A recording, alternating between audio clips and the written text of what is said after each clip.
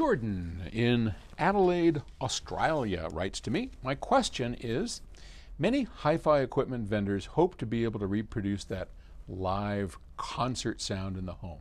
Correct. What we're looking for, not so much the concert sound, but we want the sound of live musicians, right? They do it to enable the listener to feel like they're not listening to a hi-fi, but an actual performance. However, many hi-fi enthusiasts opt to shy away from horn-loaded, high-efficiency speakers and Class D amplification, often citing, as you have, me, a guilty party, a honking sound, or other aspects they don't like with Class D. No, I never said that. Okay, despite the fact that almost exclusively live music performance today uses horn-loaded speakers, Class D amplifiers, and active-powered speakers. Surely using the same technology as the pros would be the best way to reproduce their sound. Well, first off, what is a pro? A professional is somebody who makes their living doing something. That doesn't mean that they know diddly squat. It just means they make a living doing something. So I always bristle at the idea of the pro, the all-knowing pros. I've met plenty of pros that are so full of you-know-what that it's laughable. So just because somebody makes a living doing something doesn't mean they are an expert at all. And most live sound sounds like crap. It really does. Now, I have the utmost of respect when I go to a concert and a live sound venue and the sound is great. I got a lot of respect for that because that's hard to do. There you need more than just a pro. There you need an expert. And they are far and few between, as is true in most anything that we're talking about, okay?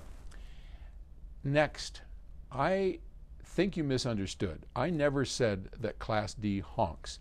I am a big advocate of Class D. I think Class D, properly done with the right input stage and all of that, is exceptional. It's why we make a number of Class D amplifiers. I very much support Class D. I think it is, in many ways, the future of quality amplification, and it's getting better by leaps and bounds.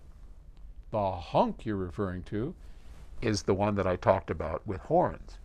Now, I will say that many of the older designs that horns had definitely had that sound you had to get used to.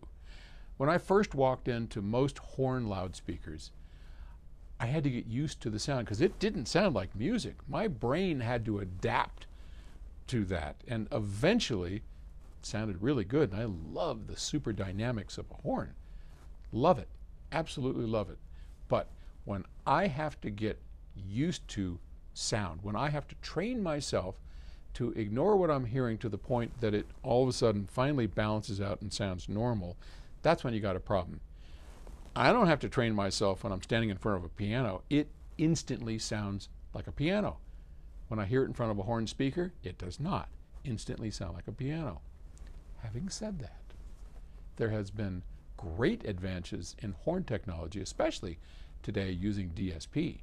Today, many horns sound terrific, and they have their advantages. And I would not diss a modern horn, but I would an older horn.